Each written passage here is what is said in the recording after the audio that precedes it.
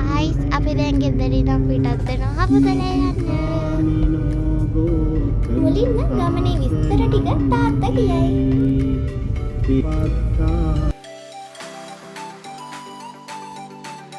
Good morning guys. අපි ආසාවෙන් බලා හිටිය දවසක් තමයි අද.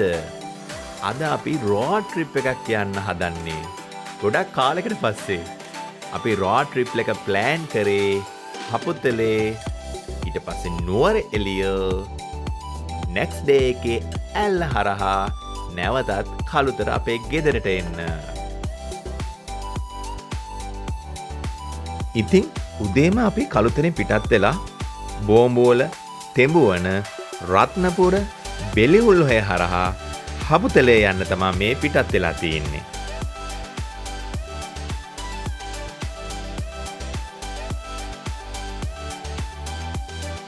බලන්න අර ලස්සන කඳු වැටි දිහා මීදුමෙන් පිරීලා.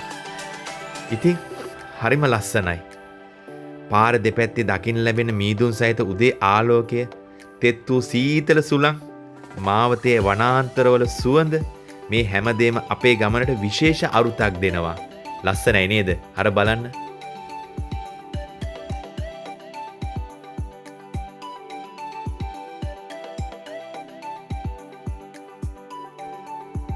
මට නම් හැම විටම හිතෙනවා ජීවිතයත් රැකියාවත් හරියට මේ වගේ ගමනක්.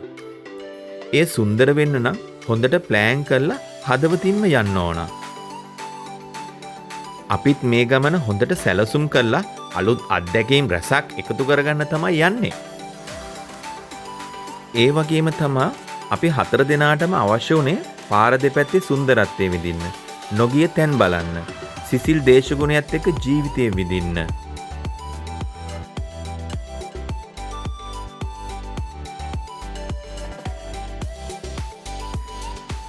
ජීවිතේ හැම ගමනක්ම මතකයක කතාවක් වෙන්න පුළුවන්. අපේ මේ road trip එකත් ඒ වගේ අමතක නොවන මතකයක් වෙයි කියලා මට හිතෙනවා. එන්න අපිත් සමග යමු මේ road trip එක. ඉතින් අපේ road trip එකේ ඉතුරු ටික මගේ දුවට බාර කරනවා. එයා කියයි ඉතුරු කතාව.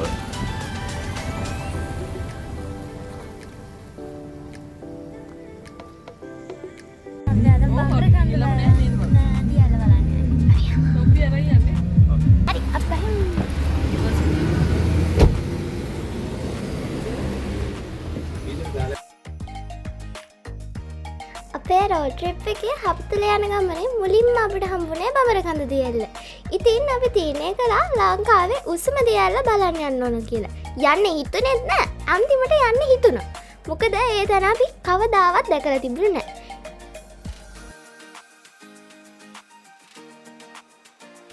බඹරකඳ දියැල්ලට යන පාරේ මුල් හරිය පොඩ්ඩක් විතර සවුත්ති.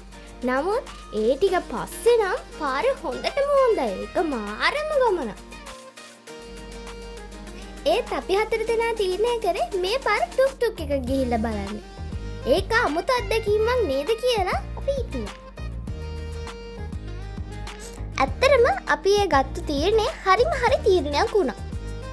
ටුක් ටුක් එකේ යන ගමනේදී පාර දෙපැත්තේ උස් ගස්, මද සීතල සුළඟ, කඳු බෑවුම් අතරින් ඇහැරෙන දියැලේ ශබ්දය මේ හැම දෙයක්ම එකට මැදි වෙලා යනකොට හිතට වෙනම සතුටක් දැනෙනවා.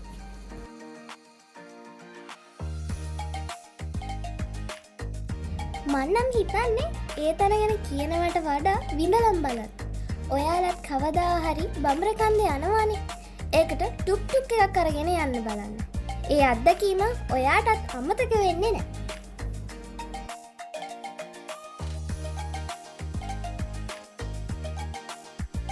ඉතින් ඕගොල්ලෝ මේ බඹරකන්ද දියැල්ල බලන්න යනවා නම් ප්‍රවේශ පත්‍රයක් ගන්න ඕන. අර ඈතින් පේන තියෙන්නේ ලංකාවේ උසම දියැල්ල වන බඹරකන්ද දියැල්ලයි.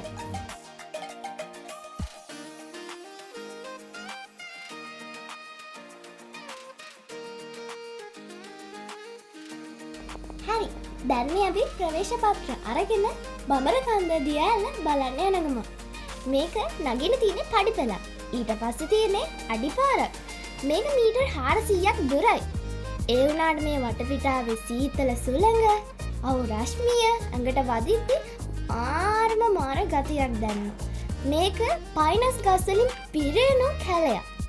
හැබැයි මේකේ වටපිටාවේ සුන්දරත්වය නම් කියලා නිම කරන්න බෑ.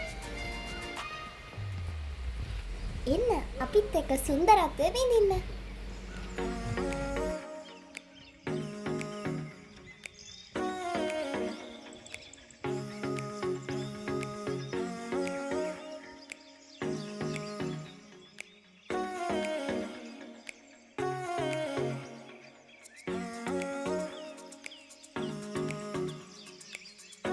මෙතන තමා බඹරකන්ද දිය ඇල්ල බලන්න තියෙන view point එක තියෙන්නේ. ඇත්තටම කිව්වොත් එතනට මාර ලස්සනට බඹරකන්ද දිය ඇල්ල පේනවා.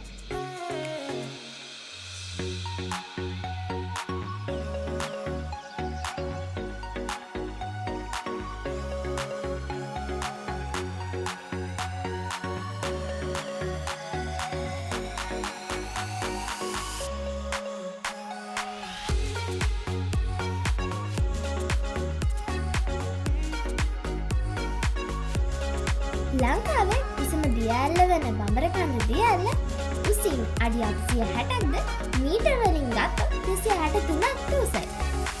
ඉතින් මෙතනට එන හැම එක්කෙනාටම විශාල මනෝහර දර්ශනයක් දැනෙනවා. මොකද පර්වත රටාවේ සුන්දරත්වය, සීතල පවන සහ දිය ඇල්ලේ මෝහනීය ගැඹුරු ගලා යන මේ සියල්ලටම හේතුවක්.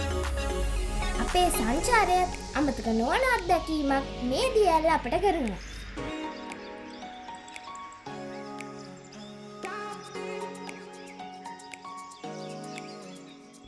දැන් අපි ඉන්නේ බඹරකන්ද දිය ඇල්ලේ පාමුල. දැන් ඔයගොල්ලෝ හිතනවා ඇති නේද මේකේ දිය පාරකෝ කියලා. ඇත්තටම අපි යන දවස්වල හපුතලේට මාස 4ක් තිස්සේවත් වැස්ස තිබිලා නැහැ. ඒ වුණාට මේ වටපිටාවේ සුන්දරත්වය, සීතල දිය පහර ඇඟට මාරම සිසිලසක් දෙනවා. ඒ වගේම මේ වටේ සුන්දරත්වය නම් කියලා නිම කරන්න බෑ.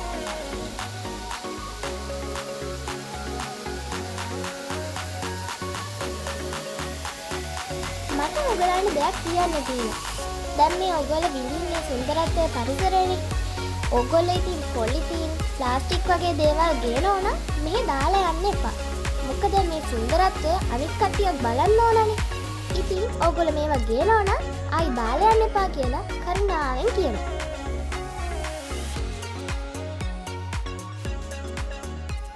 ඔන්න ඉතින් අපි බඹරකන්ද දිය ඇල්ල බලලා ඉවරයි. ඒක නම් අර අත්දැකීමක්. හරි. දැන් අපි මේ බඹරකන්ද දිය ඇල්ල බලලා යන ගමන්. බඹරකන්ද දිය ඇල්ල බලලා යන ගමන් ඇත්තටම මේ ලස්සනයි. දැන් මා ලස්සනයි. හැබැයි දැන් අපි මේ සැප්තැම්බර් කාලේ හැබැයි මෙහෙට වැහැලා නැහැ. වැහැලා තියෙන මේ පොඩ්ඩක් මේ වතුර ටිකක් අඩුයි. ඒ වුණාට මේ කියන්න තියෙන්නේ මේ හැබැයි ලස්සන තැන. මා ලස්සනයි එතන. අනිවාර්යෙන් එන්න ඕන. තෙනකෝ මොකද කියන්නේ ගැන? තෙනකොට අදහසක් නැහැ. තෙනකෝ තමයි අපිව මෙහෙට එන්න ඕන කිව්වේ. ඉතින් අපිට මෙතන අමතක කරලා යන්න බැරි හින්දා අපි සිහිවටනකට ෆොටෝස් ගත්තා. ඉතින් මේ ඔයගොල්ලෝ බලන්නේ දැන් මේ ෆොටෝස්. බලන්න අපි ලස්සනයිද කියලා.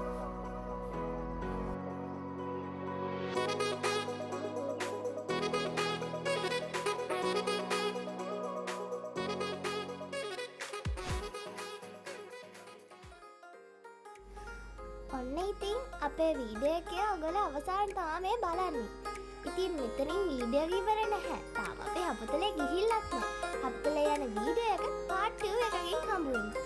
එහෙනම් subscribe කරලා නැති කට්ටිය subscribe කරලා bell icon එක තිබ්බලා like එකෙන් දාලා comment එකකුත් කරන්න.